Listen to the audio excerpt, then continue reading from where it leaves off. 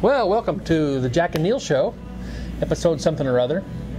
And we're back at our favorite place, Wings, on a Friday afternoon. Come join us sometime. Watch for an announcement from Neil on when we'll be here next, and come join us. We'd love to have an audience. I don't know when we're going to be here. I don't either. Am I supposed to announce that now? No. When it's time. When it's time. All right. I'll let you know, then you let them know. Since you do most of the communicating with them, you let them know. I'll let you know. You people. You people out there. The three of you in Indianapolis who will watch you. Yeah, all three of yins. So this week, one of the questions we're going to answer came to us from our friend Greg VanLaere over in Danville.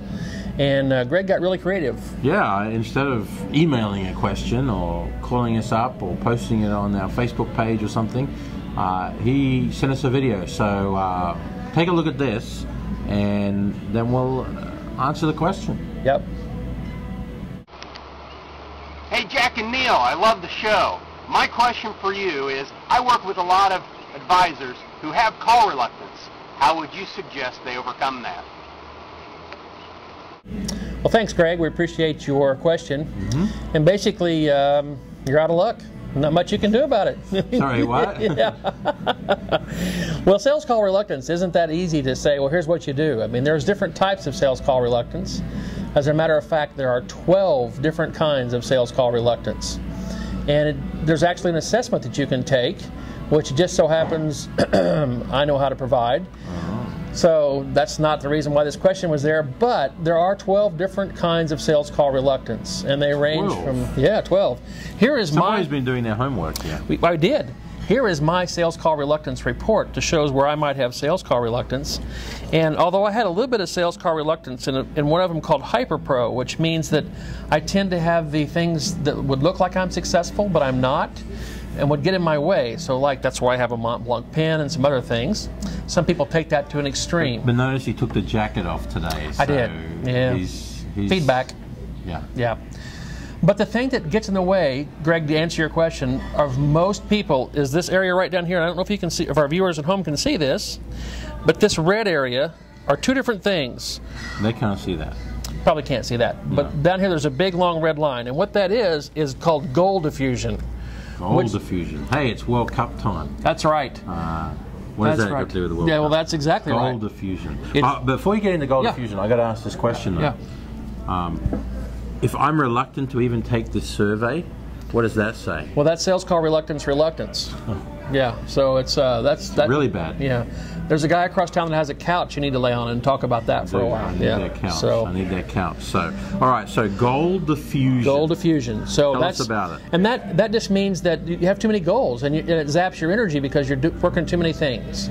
So, for example, Neil and I, we do a lot of different things. Neil has Coffee News. We do the Jack and Neil Show. I do the Jack and Neil Show. I have GYB coaching. I do synergy trainings with my partner Tom Richardson. So there's a lot of things that take my attention off any one thing. So that can take your energy away and make you not as apt to go prospecting because you're not really sure where to go prospecting for or what to go prospecting for. So the best answer that I can give you right now is it depends on what kind of sales call reluctance you have, and then there's different remedies for that. So if any of you are suffering that, and that's a common thing to suffer it, from sales call reluctance, let us know. We'll use you as a test pilot, and we'll go through an assessment and see what we can do and figure that out and have you on the show with us, and we'll talk about it. We might even do that with you, Greg, if you're up to it. Well, and of course, if you're afraid to show your identity, we can shadow you in black and change your voice to sound like Jack's or something like that. I want to thank you for letting me come on your show.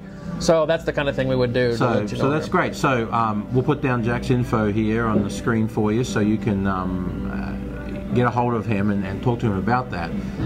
But if I understand what you're saying, and sort of to put it in a nutshell, one of the biggest causes of call reluctance could very well be too many goals causing you to really not know where to go, what to do, where to put your, which basket to put your eggs in, I guess. Well said. Well said, yeah. Yep. And so to sort that out, first of all, could be a first step in improving that. Well, but what about the person that let's just say they're afraid of rejection, or if I make all these phone calls and that sort of stuff, I'm going to get too many people saying go away, yelling at me, whatever the case is.